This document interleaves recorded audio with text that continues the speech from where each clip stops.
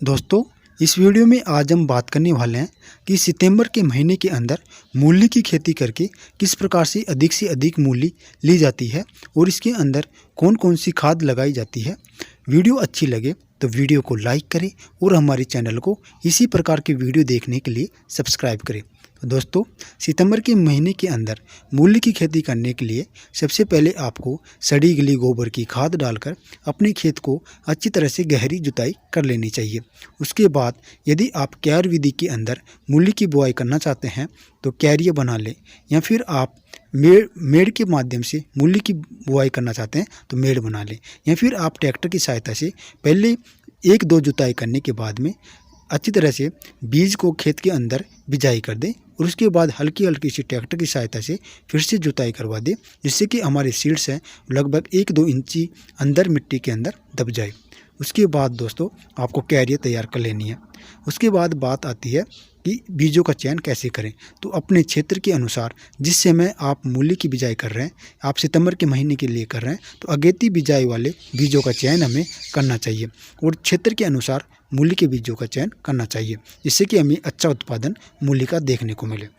उसके बाद बिजाई करने के बाद में हमें तुरंत खेत के अंदर पानी लगा देना है, या फिर हम दूसरा बिजाई का तरीका ये होता है कि खेत की अच्छी तरह से पानी लगाकर गीला पहले से ही कर लिया जाता है और उसके बाद ट्रैक्टर की सहायता से बिजाई की जाती है।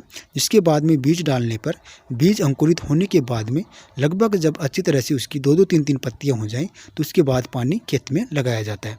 तो ये भी एक दूसरा तरीका है।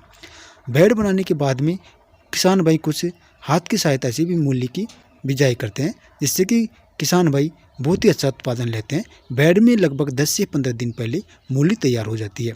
मूली की खेती लगभग 45 से 50 दिन की होती है, जिससे कि किसान भाई बहुत ही कम समय के अंदर लाखों रुपए की कमाई करते हैं।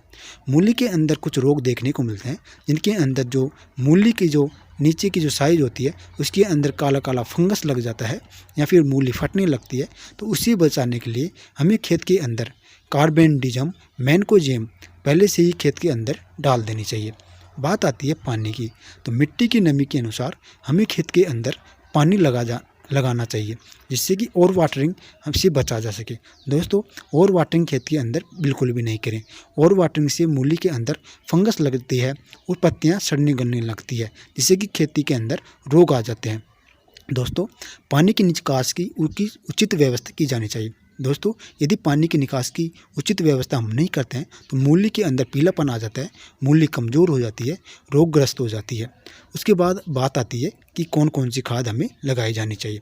तो दोस्तों, मूली की खेती के अंदर डीएपी खाद आप पानी के लगाने से पहले लगा सकते हैं, पोटास खाद लगा सकते हैं, और एसएसपी जो खाद आती है सिंगल सुपर फास्फेट जो दानेदार फॉर्म के अंदर आती है वो आप मूली की खेती के अंदर लगा सकते हैं।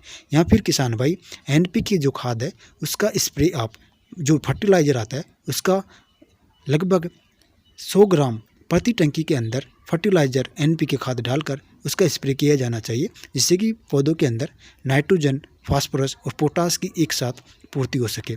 दोस्तों, अपनी मूली की खेती के अंदर इस प्रकार से यदि आप करते हैं। दूसरा, आप ध्यान रखें कि मूली की खेती के अंदर जो खरपतवार होती है उसे निराई गुड़ाई के द्वारा तुरंत निकाल दे, जिससे कि मूली के अंदर बहुत ही अच्छा उत्पादन हमें देखने को मिले। और जितना खाद हम मूली की खेती के अंदर डालते हैं वो पूरा का पूरा खाद मूली के पौधों को मिले, और मूली के अंदर यदि सभी प्रकार के पोषक तत्वों की समय पर उपलब्धता रहेगी तो मूली बहुत ही अच्छी ग्रोथ करेगी। और समय पर आप यदि मूली मार्केट के अंदर लेकर जाएंगे तो लगभग 40 से 50 रुपये किलो के मार्केट प्राइस आपको देखने को मिलेंगे, जो कि किसान भाइयों के लिए बहुत ही अच्छे प्राइस है। दोस्तों, मूली के अंदर रोगों की बात करें तो कुछ रोग पत्तियों के अंदर देखने को मिलता है, जिससे कि आपको जैसे कि इनके अंदर यदि किसी प्रकार की सुंडी लगी हुई है तो उसकी आपको कीटनाशक का स्प्रे आपकी मूली की खेती के अंदर करना चाहिए। या फिर हल्के हल्के से जो वाइट फ्लाई का प्रकोप भी आपकी मूली के अंदर देखने को मिलता है, जिससे कि पत्तियों से वो रस चूसने का कार्य करती हैं। उसे बचाने के लिए आपको डेलीगेट नाम की दवा आती है, या फिर आप कोरोजिन ले सकते हैं, या फिर फेम ले सकते हैं। इनमें से किसी भी एक भी दवा का स्प्रे आपको मूली की खेती के अंदर करना चाहिए, जिससे कि मूली के अंदर बहुत ही अच्छा हरापन और रोगों से बचाया जा सके। मूली के अंदर यदि समय से यदि आप खाद देते हैं तो मूली के अंदर बहुत ही अच्छी ग्रोथ होगी और मूली के उत्पादन भी दुगुना हो जाएगा। अच्छी मूली की साइज़ तैयार होगी।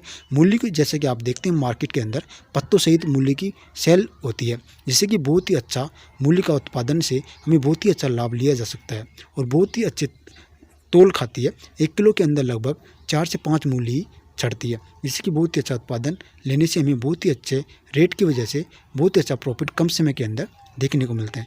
यदि इस प्रकार से अब मूली की खेती करते हैं तो बहुत ही कम समय के अंदर लाखों रुपए की कमाई आप कर सकते हैं। मूली की बुआई इसी प्रकार से अन्य अक्टूबर नवंबर महीने के अंदर भी करके बहुत ही किसान भाई बहुत ही अच्छा उत्पादन लेते हैं और बहुत ही अच्छे उत्पादन की वजह से बहुत ही अच्छा लाभ लेते हैं। याद रखिए, आपको मूली की खेती के अंदर बहुत ही कम पानी हमें देना चाहिए पौधे की आवश्यकता के अनुसार। यदि आप ओवर वाटरिंग करते हैं तो मूली के अंदर रोग आ जाते हैं, पीलापन देखने को मिलता है और मिट्टी की उर्वरक क्षमता कम हो जाती है। पानी भराव की वजह से फंगस मूली के अंदर लग जाती है, जिससे कि बहुत ही रोगग्रस्त वजह से किसान भाइयों को बहुत ही बड़ा नुकसान देखने को मिलता है। तो यदि ये सावधानी आप मूली की खेती के अंदर रखेंगे तो बहुत ही कम समय के अंदर बहुत ही अच्छा उत्पादन लेके किसान भाई मूली की खेती कर पाएंगे।